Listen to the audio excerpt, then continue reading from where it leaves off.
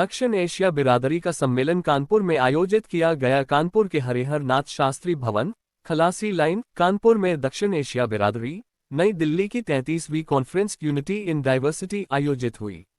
Conference का उद्घाटन दक्षिण एशिया बिरादरी के चेयरमैन श्री सत्यपाल जी ने दीप जलाकर किया। अपने स्वागत भाषण में बोलते हुए श्री सत्यपाल जी ने कहा कि भारत विविधता में एकता का श्रेष्ठतम उदाहरण है। ये जन्मस्थली है हिंदुइज्म, बुद्धिज्म, जैनिज्म, सिखिज्म व क्रिश्चियनिटी की।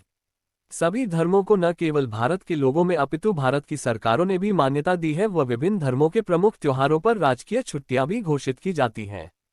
विविधता में एकता का बेहतर उदाहरण देखना हो तो हमारे देश में विभिन्न धर्मों, जातियों, भाषाओं व खानपान की संस्कृतियों का संगम देखें। ये संगम कानपुर के इस सभागार में हुआ है। हमारे देश में 22 मान्यता प्राप्त भाषाओं को भारतीय संविधान में स्थान दिया गया है। अगर हम इस विविधतापूर्ण देश को विश्व के सभी देशों के रोल मॉडल बनाएं तो हम वसुधैव कुटुंबकम के सपने को साकार कर सकते हैं।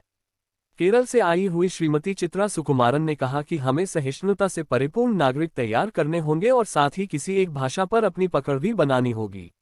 अपनी मातृभाषा के साथ दाशून्य चित्रंजन साहनी उड़ीसा ने कहा कि हम रंगकर्मी हैं, हम अपनी कला के जरिए विविधता में एकता मजबूत करेंगे।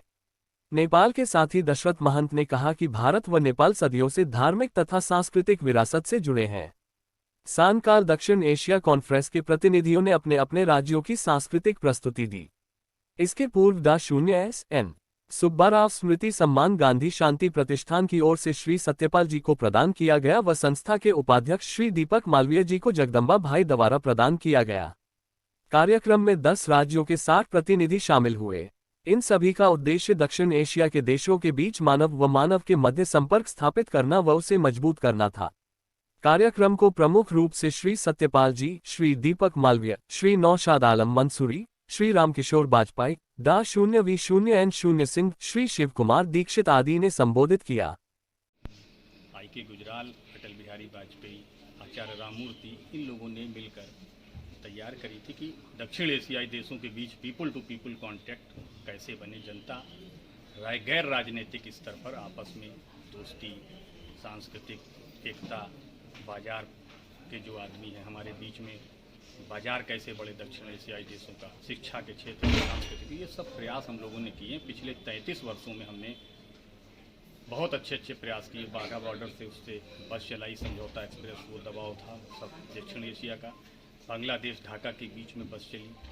फिर वाजपेयी साहब पाकिस्तान गए, नेपाल के साथ संबंध। तो ये हम लोग राजनीतिक लोग अपनी काम कर रहे हैं, अच्छी बात है, लेकिन जनता के स्तर पर कैसे दोस्ती हो, दक्षिण एशियाई देशों का ये प्रयास है।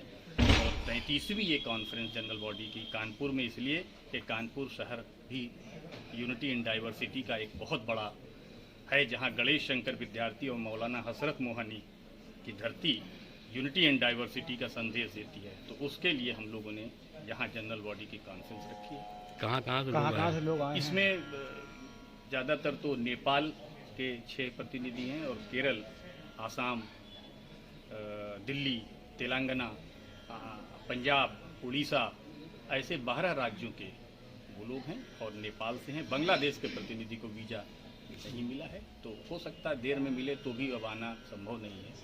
तो ये हमारी कोशिश है कि हम इस जनरल बॉडी को 16, 17 को यानी कल और 18 को उत्तर प्रदेश विधानसभा अध्यक्ष कंक्लूडिंग फंक्शन करके किन किन विषयों पर चर्चा की जाएगी? हाँ, उसमें यूनिटी इन डाइवर्सिटी पे 3-4 टॉपिक रखे हैं। एक तो कल्चरल यूनिटी डाइवर्सिटी कैसे हो, तो ये आर्टिस्ट अपनी बात रखेंगे।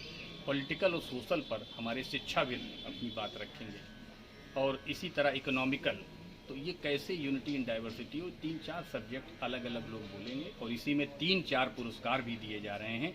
आज शाम को डा.एस.एन. सुब्बाराव शांति सद्भावना पुरस्कार सतपाल जी को दिया जाएगा और कल पंजाब के पूर्व डीजीपी भट्टी साहब को लाला लाजपत राय स्मृति सम्मान, कल लाला लाजपत राय का शहीद दिवस है तो उनको, और परसों कंधमाल के सांसद और किट के डायरेक्टर डॉक्टर अच्युत सामंत जो सांसद हैं, उनको दक्षिण एशिया बिरादरी सम्मान से नवाजा जाएगा। ये हमारी अब तक है।